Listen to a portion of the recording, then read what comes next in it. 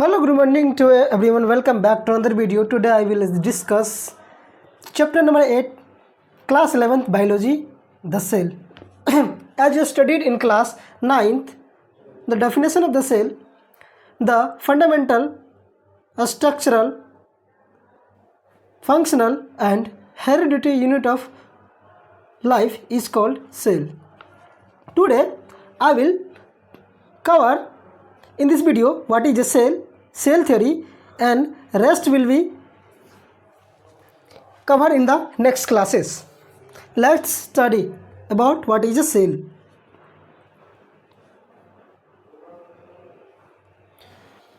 तो आज हम लोग समझेंगे व्हाट इज ए सेल. सबसे पहले डेफिनेशन आपको याद रहना चाहिए.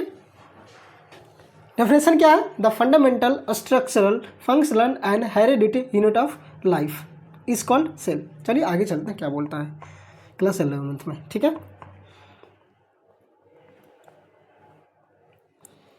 What is a cell? Unicellular organisms are capable of. Unicellular organisms कहने का मतलब है बच्चों, जो सेल, जो ऑर्गेनिजम्स सिंगल सेल से बना, जैसे अमीबा, पैरामीशियम, कैपेबल होता है इंडिपेंडेंट एग्जिस्टेंस. देखिए, एक सेल का बना हुआ जीव क्या बोल रहा है? इंडिपेंडेंट एग्जिस्ट कर सकता है इस यूनिवर्स में. इंडिपेंडेंट एग्जिस्ट मतलब स्वतंत्र रूप से पाया जाता है. And performing the essential function of life. अब देखिए, परफॉर्म मतलब परफॉर्म करता है essential function of life. Essential function of life का मतलब हम लोग समझेंगे बच्चों क्या होता है, बताइए आप लोग. रेस्पायरेशन, हिंदी में सांस लेना, जिसको श्वसन कहते हैं. अब देखिए, यूरिनेशन, न्यूट्रिशन जो फूडिंग का काम करता है, ये सारे चीज़ परफॉर्म करते हैं. यही क्या है? एसेंशियल फंक्शन है. रिप्रोडक्शन, सर्कुलेशन, फूडिंग जिसे हम न्यूट्रिशंस बोलते हैं, एक्सक्रेशन, ये सारे जितना सब क्या एसेंशियल फंक्शंस हैं. अब चलता आगे. Anything less than a complete structure of a cell does not ensure independent living. अब ये बोल रहा है कि कोई भी जीव बिना कोशिका का, बिना सेल का निश्चित नहीं है. यानी कि कोई भी जीवित जीव है, लिविंग, कोई भी जीवित जीव है तो वह कोशिका के बिना नहीं होता है. ये कहने का मतलब, यानी कोशिका के बिना निर्मित नहीं हो सकता. यानी कोशिका होगा तो ही जीव का निर्माण होगा. इनका कहने का मतलब ये है. इसलिए कहा गया सेल का डेफिनेशन में, cell is the fundamental, structural and functional unit of all living organisms. अब देखिए, बोल रहा है कि फंडामेंटल, फंडामेंटल का मतलब होता है बच्चों जिसके बिना हमारे जिंदगी जीने में बहुत ज़्यादा कमियां हो जाए, उसे फंडामेंटल. जैसे हम लोग फंडामेंटल राइट क्या है? हेयर स्टाइल रखना, फूडिंग, खाना खाने का अधिकार, कपड़ा पहनने का अधिकार है, कहीं फ्रीली घूमने का अधिकार है. ये सारी चीज़ क्या है? मौलिक अधिकार है, हमारे इंडियन कॉन्स्टिट्यूशन में है. उसी प्रकार से फंडामेंटल, स्ट्रक्चरल, यानी कोशिका जो है किसी भी ऑर्गन का स्ट्रक्चर बनाता है. जैसे आँख है तो आँख का स्ट्रक्चर बनाया, हैंड है तो हैंड का स्ट्रक्चर बनाया. अब देखिए, ब्रेन है तो ब्रेन का स्ट्रक्चर बनाया. अब पाँव है, फिट है तो फिट का स्ट्रक्चर बनाया. यानी इसलिए क्या किया? Structural unit. ठीक है. अब देखिए, functional unit and functional unit. अब समझिए, आँख का काम क्या है? देखना. बिल्कुल बच्चों, आँख का काम देखना है. ये किसने डिसाइड करवा दिया? किसने इनको फंक्शन दे दिया? कोशिका ने दिया, यानी सेल्स ने दिया. किसने दिया? सेल्स. अब देखिए, माइंड है, माइंड का काम क्या? सोचना है. ये भी क्या? स्ट्रक्चर बना है माइंड का, और उनका काम क्या है? सोचना, समझना. तो फंक्शनल यूनिट ये कौन कौन करवा रहा है? ये फंक्शन जो दिया ब्रेन को, खाने का थोड़े दिया, ब्रेन को सोचने के दिया. ये किसने दिया? सेल ने दिया. इसने कहा क्या? Functional unit. उसी प्रकार से आप जैसे हार्ट का काम है, हार्ट का काम क्या है? पंप करना. हार्ट का शेप बनाया, स्ट्रक्चर बनाया कौन? कोशिका. अब क्या किया हार्ट को? अब हार्ट को क्या किया बताइए आप लोग? अब हार्ट का काम भी दे दिया क्या? ब्लड को पंप करना. Different part two the different part of the body. तो चलिए तो हम लोग को समझ में आ गया फंडामेंटल। आगे चलते हैं हम लोग। अब देखिए यहाँ से हम एक कलर चेंज कर लेते हैं, क्योंकि देखिएगा इसमें वैज्ञानिक का नाम थोड़ा याद रखना बहुत ज़रूरी है। हम ट्रिक भी देंगे आपको, एकदम से इसी भी आपको याद हो जाएगा किस समय में कौन इन्वेंशन किए नहीं किए, ठीक है। अब बने रहिए, बिल्कुल टेंशन नहीं लीजिए। चलिए आते हैं यहाँ से। Anton van Leeuwenhoek first saw and describe a live cell. देखिए घबराने की बात नहीं है, यहाँ बोल रहा है कि एंटन वान लीवेनहॉक सबसे पहले जीवित कोशिका को देखा था और उसके बारे में बताया था। आपको याद होगा 9th क्लास में एक और वैज्ञानिक रॉबर्ट हुक सर्वप्रथम ने क्या किया था, कोशिका का आविष्कार किया था। लेकिन याद रखिए रॉबर्ट हुक ने नॉन लिविंग सेल्स का आविष्कार किया था बच्चों, और एंटन वान लीवेनहॉक जिसे शॉर्ट में लीवेनहॉक बोलते हैं उसने किया लाइव सेल यानी जीवित कोशिका का खोज किया था। तो आपको समझ में आ गया होगा। चलते हैं आगे चलते हैं। Robert Brown later discovered the nucleus. जैसे ही एंटन वान लीवेनहॉक ने जीवित कोशिका को देखा उसके बाद रॉबर्ट ब्राउन एक दूसरा वैज्ञानिक है और उन्होंने न्यूक्लियस का खोज कर दिया। न्यूक्लियस का खोज किसने किया, तो रॉबर्ट ब्राउन ने किया। जीवित कोशिका खोज किसने किया, तो एंटन वान लीवेनहॉक ने किया। और मृत कोशिका खोज किसने किया था, रॉबर्ट हुक। क्लियर है। The invention of microscope. अब देखिए माइक्रोस्कोप का आविष्कार हो गया and its improvement leading to the electron microscope revealed all the structural details of the cells, structure of the cell. अब देखिए यहाँ पे बच्चों समझने का प्रयास करते हैं। पहले क्या था, सिंपल माइक्रोस्कोप था। क्या था, सिंपल माइक्रोस्कोप, ठीक है। उसके बाद क्या हो गया, इलेक्ट्रॉन माइक्रोस्कोप आ गया। तो इलेक्ट्रॉन माइक्रोस्कोप जैसे ही आया तो कोशिका का स्ट्रक्चरल डिटेल्स ऑफ द कोशिका यानी कि रिवील हो गया, उसका भेद खुल गया कि कोशिका के अंदर क्या है, किस चीज़ से बना हुआ, किस प्रकार का स्ट्रक्चर है, सारा चीज़ रिवील हो गया जब इलेक्ट्रॉन माइक्रोस्कोप का आविष्कार हुआ। जैसे हम लोग समझते हैं कि पहले नोकिया का फ़ोन था टैब वाला, सिर्फ बटन दाबते थे और कॉल लगता था, बस उतना ही काम था। लेकिन आजकल क्या हो गया, उसी में टेक्नोलॉजी लगाया, उसी को बड़ा किया गया। आज देखिए क्या हो गया, बटन कीपैड फ़ोन से आज हम लोग स्मार्टफोन में आ गए। और स्मार्टफोन में आपको क्या नहीं, आप ये वीडियो भी स्मार्टफोन में ही देख रहे होंगे, ठीक है। तो इसी प्रकार से समझिए टेक्नोलॉजी आते गया, इन्वेंशन होता गया और उसको एडवांस करते गया। तो आज हम लोग कोशिका को, जिसे हम लोग अपनी आंखों से नहीं देख सकते हैं, इलेक्ट्रॉन माइक्रोस्कोप से पूरा स्टडी निकल गया उसका, ठीक है। तो यही इनका कहने का मतलब है। चलिए हम लोग नेक्स्ट पढ़ते हैं, सेल थ्योरी आते हैं। देखिए बच्चों सेल थ्योरी पढ़ने से पहले एक थोड़ा सा हम आपको चीज़ बता रहे हैं, ध्यान रखिएगा।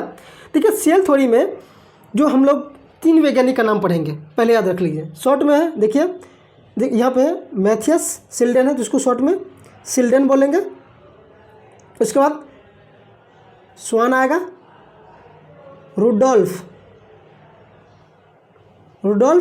विर्चो आएगा। 3 वैज्ञानिक आएंगे, ठीक है। आपको याद हो गया सेल थ्योरी में कितने वैज्ञानिक आएंगे, 3 वैज्ञानिक आएंगे। पहला सिल्डन, दूसरा स्वान और तीसरा रुडोल्फ विर्चो। देखिए आपको डेट याद करने का तो मेरे पास एक फंडामेंटल तरीका, आपको ट्रिक है, 1 मिनट में आपको याद हो जाएगा कौन कब आए थे और क्या इन्वेंशन करके गए थे। डेट के लिए आप टेंशन नहीं लीजिए, मेरे पास है, ठीक है। तो आगे चलते हैं। तो एक चीज़ और समझते हैं। देखिए सिल्डन है, क्वेश्चन पूछा जाता है कि कौन सा वैज्ञानिक थे, कहाँ के थे, सिल्डन और स्वान, SWAN, ठीक है। देखिए स्वानम एक संस्कृत वर्ड है जिसका हिंदी होता है हंस। क्या होता है बच्चों, हंस होता है। अब देखिए हंस एनिमल्स है या प्लांट्स है, तो बिल्कुल क्या है, एनिमल्स है। और एनिमल्स के साइंटिस्ट को, यानी एनिमल्स के बारे में जो बताते हैं साइंटिस्ट, उनको हम लोग क्या बोलते हैं, किसके अंतर्गत पढ़ते हैं हम लोग, जूलॉजी के अंदर पढ़ते हैं। क्या किसके अंतर्गत पढ़ते हैं, एनिमल्स को हम लोग पढ़ते हैं जूलॉजी के अंतर्गत, और प्लांट्स को पढ़ते हैं बोटनी के अंतर्गत। तो ये हंस है, और स्वानम मतलब हंस, और ये एनिमल है। तो आप देखिए स्वान एक वैज्ञानिक का नाम है। अब आप खुद बताइए ये एनिमल्स के बारे में बताया गया या फिर प्लांट्स के बारे में बताया गया? बिल्कुल एनिमल्स के बारे में बताया गया, इसलिए हम इसको क्या कहेंगे? बोटनिस्ट कहेंगे। और ये ब्रिटिश बोटनिस्ट है, ये ये ब्रिटिश जूलॉजिस्ट है, स्वान है जो, ये इसका पूरा नाम थियोडर स्वान है, जो क्या है?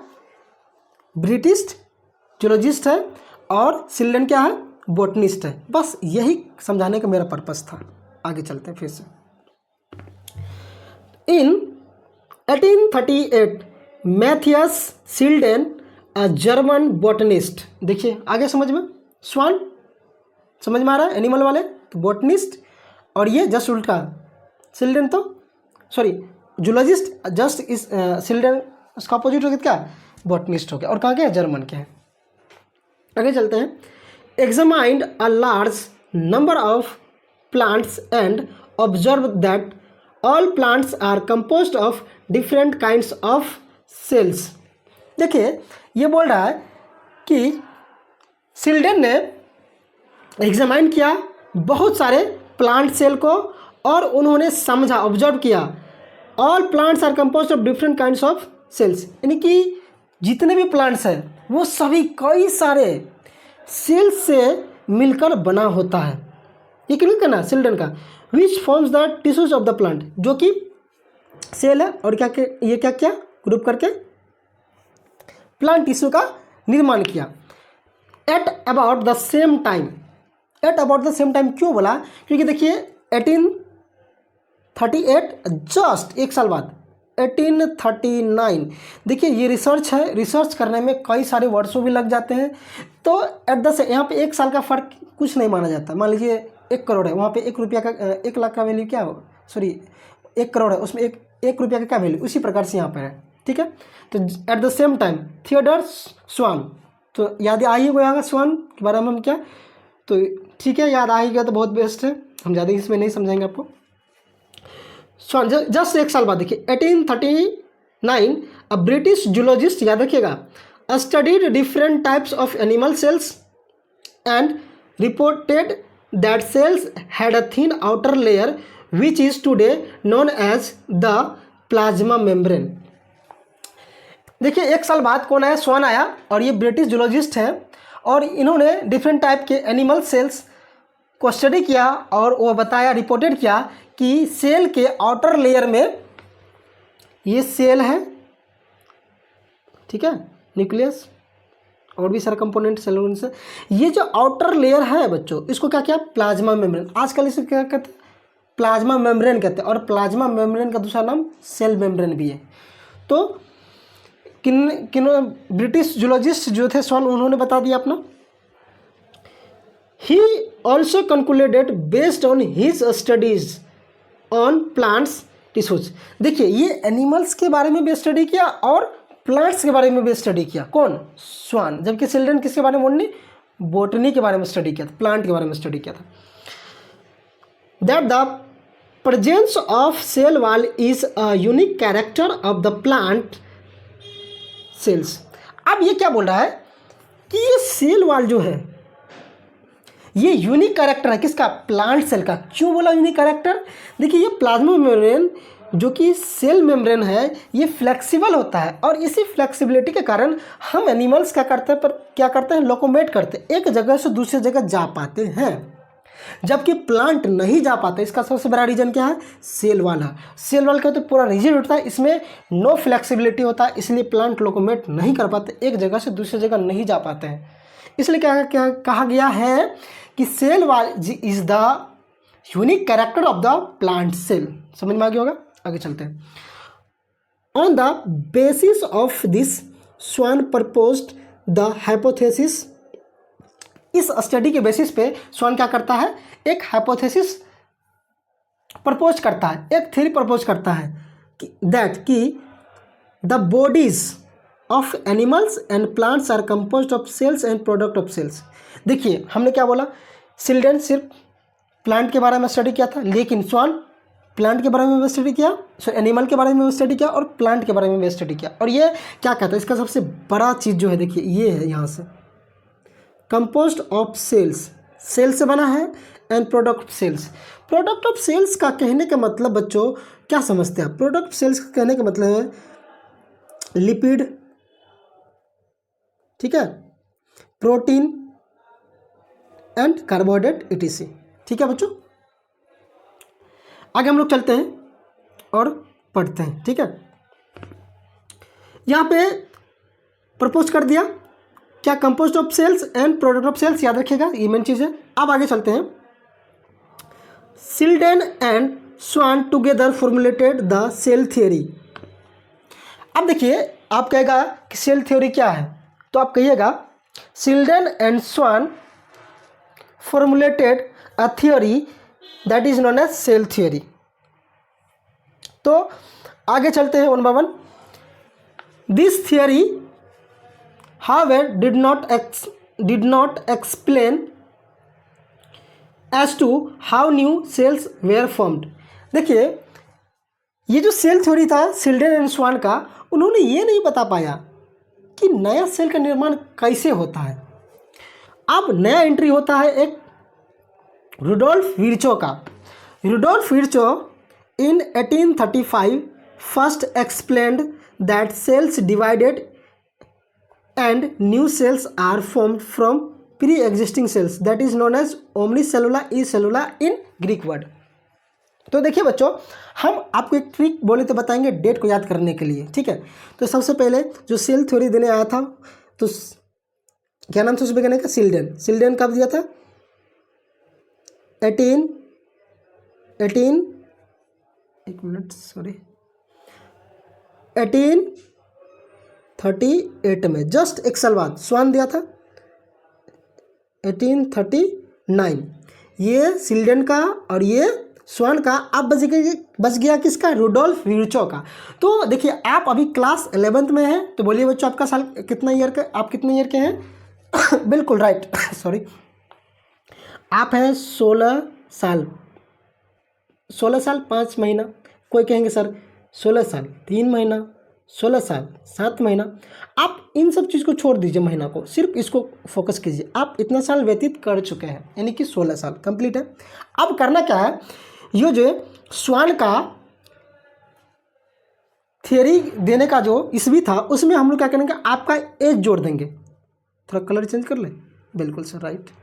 देखिए, हम सिर्फ इसमें जोड़ेंगे, सिल्ड्रन बनाम नहीं जोड़ेंगे, इसमें जोड़ेंगे। कितना, आपका साल 16 साल, बिल्कुल। तो आपका निकल के आता है, जोड़िएगा तो, ठीक है, 1855। देखिए आपका एज आ गया इसमें, तो मिल गया।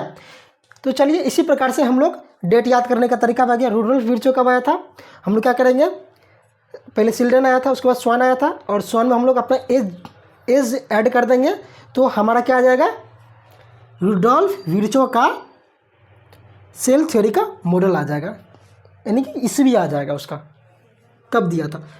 तो इनका क्या था, सेल डिवाइड करता है, ठीक है, और न्यू सेल्स का निर्माण होता है कहाँ से, प्री एग्जिस्टिंग। प्री एग्जिस्टिंग का मतलब होता है पहले से जो मौजूद सेल है। सबसे पहले समझते हैं सेल डिवाइडेड, तो हम इसको समझने का प्रयास करेंगे बच्चों। तो ये आपका सेल है पहले से मौजूद, अब क्या किया, ये ग्रोथ किया, अब क्या करेगा, ये डिवाइड करेगा, ठीक है, ध्यान में। कचरा हो गया, चलो हटाते हैं एक बार, चलो ठीक है, थोड़ा सी सर मिल ले, बिल्कुल सर बिल्कुल, एक मिनट बस वेट कीजिए। देखिए, इन्होंने क्या कहा था, cell divided and new cells form from pre existing cells, इसी को हम समझा रहे हैं। एक पहले से मौजूद कोशिका लिया, ठीक है, अब क्या किया, ये ग्रोथ किया, ग्रोथ मतलब इससे बड़ा साइज कोशिका हुआ, ये ग्रोथ किया, अब क्या किया, ये डिवाइड कर गया, डिवाइड कर गया, तो ये बोल रहा है सेल्स डिवाइडेड, डिवाइड कर गया। अब देखिए बोल रहा है न्यू सेल फॉर्म, ये जो दो न्यू सेल बना इससे, सेल डिवाइडेड का मतलब समझ रहे हैं आप, सेल डिवीजन से मतलब, सेल डिवीजन कितने होते हैं, 2 होते हैं, माइटोसिस एंड मियोसिस। एक और होता है बच्चों ए माइटोसिस होता है। तो हम एनसीईआरटी कितने मानते हो, 2 मेनली सेल डिवीजन कितने प्रकार, 2 प्रकार, माइटोसिस एंड मियोसिस, और एक है ए माइटोसिस है। तो बस आपको याद है कि इस पॉइंट का क्लियर है। अब आगे चलते हैं। New cells are form from pre existing cells. अब देखिए पहले से मौजूद ये सेल जो था ये बाद में जो है क्या ग्रोथ किया, तो पहले से मौजूद सेल था ये वही ग्रोथ किया, अभी क्या डिवाइड कर दिया, तो ये न्यू सेल बन गया। तो पहले से मौजूद कोशिका से ही नया सेल का निर्माण होता है, ये रुडोल्फ वर्चो ने कहा। कब? आपका एज जोड़ देंगे किसमें, स्वान वाला में। आपको तरीका याद रहना चाहिए, आप जोड़ के निकाल लीजिएगा, ठीक है। हम आगे बढ़ते हैं। तो फिर हम लोग यहाँ आ जाएंगे। अब देखिए बोल रहा है ही modified the hypothesis of Schleiden and Schwann. उसने क्या किया, जो मॉडल दिया था सिल्डन एंड स्वान ने, उसको मॉडिफाइड किया। क्या क्या मॉडिफाइड किया, यानी तरीका बदल दिया। To give the cell theory a final shape. अब सेल थ्योरी को फाइनल शेप दे रहा है कौन, Rudolf Virchow. Cell theory as understood today is, यानी आजकल जो सेल थ्योरी समझा जाता है, पढ़ा जाता है, वो ऐसा है। पहला point, all living organisms are composed of cells and product of cells. Cell से बना होता है product of cells. Product of cell क्या होगा, lipid, protein and carbohydrate etc। अब देखिए all cells arises from pre existing cells. अब जितने भी सेल हैं क्या होते हैं, प्री एग्जिस्टिंग सेल से जन्म लेते हैं। अराइज मतलब जन्म लेते हैं। तो पहले से जो मौजूद होता है शरीर के अंदर, उसी कोशिका से नए कोशिका का निर्माण होता है। तो आज यहीं तक बच्चों, नेक्स्ट मिलते हैं एन ओवरव्यू ऑफ सेल में। एनसीईआरटी का डिटेल में 1 by 1 लेक्चर आना अब स्टार्ट हो गया है। तो आप लोग प्लीज़ ध्यान से बने रखिए। क्लास 11th वाला, हिंदी मीडियम वाला भी, उसमें भी वीडियो अपलोड होंगे। Thank you.